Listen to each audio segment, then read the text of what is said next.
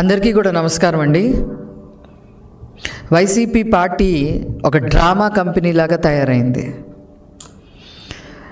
రాజధాని విషయం మీద పూటకొక మాట మాట్లాడటమే కాకుండా మొన్న ఉభయ సభల్లో రాజధాని క్యాపిటలే సిటీ అమరావతి అని చెప్పి పాస్ ఆన్ అయినప్పుడు కూడా వైసీపీ పార్లమెంట్ సభ్యులు ఇష్టం వచ్చినట్టుగా మాట్లాడారు. కొంతమంది ఇప్పుడు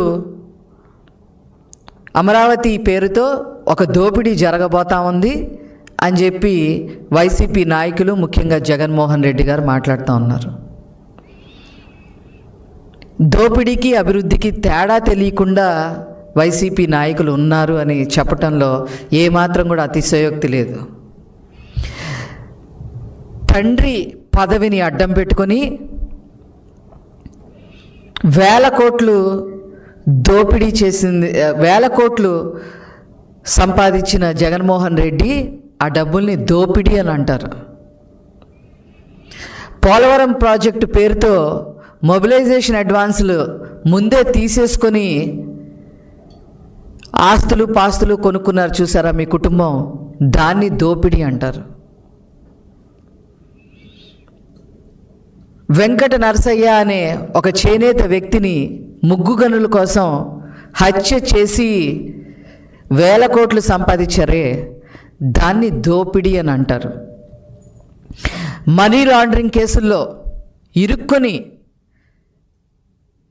మరి కొన్ని సంవత్సరాల పాటు బెయిల్ మీద మీరు తిరుగుతూ ఉన్నారే, ఆ మనీ లాండరింగ్ ఏదైతే చేశారో ఆ కేసులో ఇరుక్కొని తిరుగుతున్నారు చూసారా, దాన్ని దోపిడీ అని అంటారు.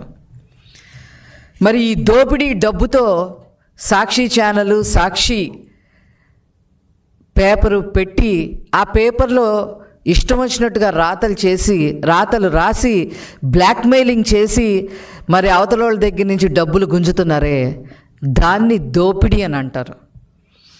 అంతేకాకుండా భారతీ సిమెంట్స్ పేరుతో మరి వాళ్ళ సిమెంట్ ఫ్యాక్టరీలు బాగుండాలి అనే ఉద్దేశంతో ఏళ్ల తరబడి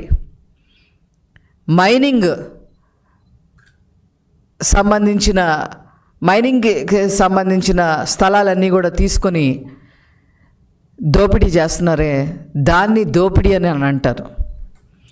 ఆ మైనింగ్ సంబంధించినవి అన్నీ కూడా లీజుకి తీసుకొని మరి దోపిడీ చేశారు కదా, దాన్ని దోపిడీ అని అంటారు. అట్లాగే మద్యపాన నిషేధం పేరుతో మద్యాన్ని డిజిటల్ మార్కెటింగ్లో అమ్మకుండా ఈరోజు ఆనాడు క్యాష్ లావాదేవీలు చేసి నెలకి 100 కోట్లు పైన బ్లాక్ మనీ సంపాదించారే, దాన్ని దోపిడీ అని అంటారు. మరి ఉత్తరాంధ్రలో ముఖ్యంగా విశాఖపట్నంలో మరి మీరు ముఖ్యమంత్రిగా ఉన్నప్పుడు విశాఖపట్నంలో 22A కింద చుక్క భూముల కింద ఏయో చూపించి మరి 41,000 ఎకరాలు కొట్టేశారే, దాన్ని దోపిడీ అంటారు. అదేవిధంగా ఎర్రచందనం మరి అడవుల్లోకి వెళ్ళిపోయి పందికొక్కుల్లాగా ఎక్కడ ఎర్రచందనం చెట్టు ఉంటే అక్కడ నరికేసి స్మగ్లింగ్ చేసి డబ్బులు సంపాదించారే, దాన్ని దోపిడీ అని అంటారు. అలాగే ఇసుక మాఫియా, అదేవిధంగా పేద ప్రజలు పొట్ట కొట్టే విధంగా సెంటు పట్టా భూమి అనేది తీసుకొచ్చి మరి గవర్నమెంట్ సొమ్మునే మరి కొట్టేశారే, దాన్ని దోపిడీ అని అంటారు. ఇంకా చెప్పాలి అని అంటే అన్యమతస్తుల్ని టీటీడీ చైర్మన్లుగా చేసి మరి సాక్షాత్తు తిరుమల వెంకటేశ్వర స్వామి యొక్క సొమ్ముని కొట్టేసి ఇప్పుడు అందులో నుంచి బయటికి రాలేక కింద మీద పడుతున్నారే, దాన్ని దోపిడీ అని అంటారు. అంతేగాని అమరావతిలో అభివృద్ధి జరుగుతుంది, యూనివర్సిటీలు వస్తున్నాయి, కేంద్రపాలిత సంస్థలు వస్తున్నాయి, ఒక స్పోర్ట్స్ సిటీ వస్తుంది, అదేవిధంగా క్వాంటమ్ వ్యాలీ వస్తుంది, గ్లోబల్ హబ్గా తయారు చేయటానికి ఐటీ గ్లోబల్ హబ్గా తయారు చేయడానికి ఐటీ పరిశ్రమలు వస్తున్నాయి. వేల మంది యువతకి ఉద్యోగాలు దొరికే రాజధానిగా అమరావతి తయారవుతుంది. వీటిని హర్షించాల్సింది పోయి మీ ఇష్టం వచ్చినట్టుగా మాట్లాడటం ఏంటి అనేది నిజంగా అర్థం కాని ప్రశ్న అని చెప్పి ఈ సందర్భంగా తెలియజేస్తా ఉన్నా. దేశం అంతా జాలిపడతా ఉంది. 10 ఏళ్లుగా ఆంధ్రప్రదేశ్కి రాజధాని అనేది లేదా అని. అది పార్లమెంట్ సాక్షిగా ఉట్టిపడింది.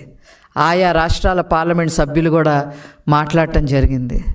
నీకు జాలి లేదు కదా, దాన్ని ఎట్లా నరుకుదామా అని చెప్పి చూస్తావా? నీ పేటీఎం బ్యాచ్తో రోజుకొకరితో మాట్లాడిస్తావా?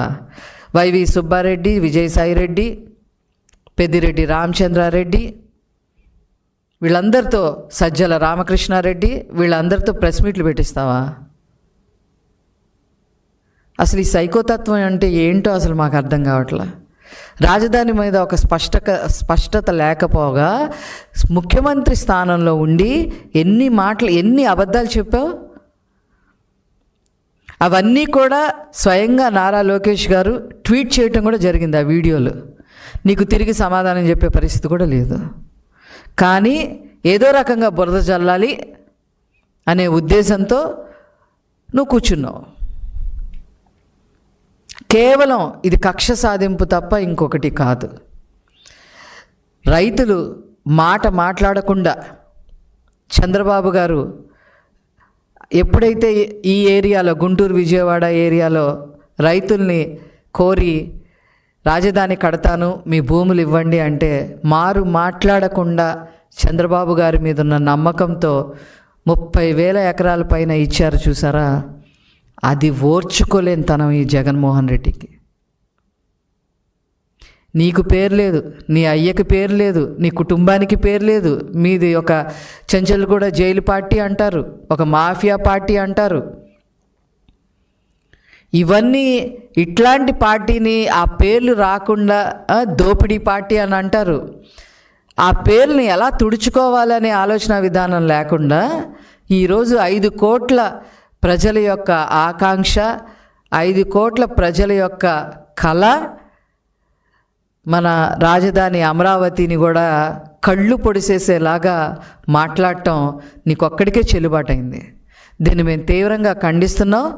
దోపిడీ అంటే ఏంటో తెలుసుకో, అభివృద్ధి అంటే ఏంటో తెలుసుకో, సెల్ఫ్ సస్టైనబుల్ ప్రాజెక్ట్ అంటే ఏంటో తెలుసుకో.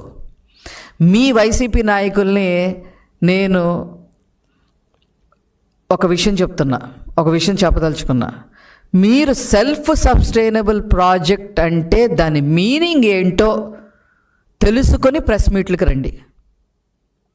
అది కూడా తెలుసుకునే పరిస్థితి లేకపోతే మేము చేసేదేమీ లేదు. మాట్లాడితే మ్యావిగన్ అంటారు, అదంటారు, ఇదంటారు. ఈ మ్యావిగన్ ఏంటి? నేను అడిగితే అదేదో పిచ్చిముదిరే ట్యాబ్లెట్ అంట. దాని పేరు ఏదో ట్యాబ్లెట్ అని చెప్తున్నారు, ఏదో పిచ్చిముదిరే ట్యాబ్లెట్లని. ఏం పనులు ఈ పనులు? అసలు మీకు ఒక బాధ్యత ఉందా? అందుకే నేను అన్నాను, ఈ వైసీపీ పార్టీ ఒక డ్రామా కంపెనీ కన్నా హీనంగా తయారైంది. అందుకనే మీరు 11 సీట్లతో మిమ్మల్ని తీసి పక్కన పెట్టారు ప్రజలు. కనీసం ప్రతిపక్ష హోదా కూడా ఇవ్వలేదు. ఇవన్నీ ఆలోచించకుండా ఇది ఏ రకంగా పార్టీని మనం బాగు చేసుకోవాలనే ఆలోచన విధానం కూడా లేకుండా ఈరోజు రాజధాని మీద, అమరావతి మీద మీరు విషం చిమ్ముతున్నారే, ఇంతకన్నా దారుణం ఇంకొకటి లేదు. దీనికి ఖచ్చితంగా మీరు అనుభవిస్తారని చెప్పి నేను తెలియజేస్తూ నేను సెలవు తీసుకుంటున్నాను. Thank you.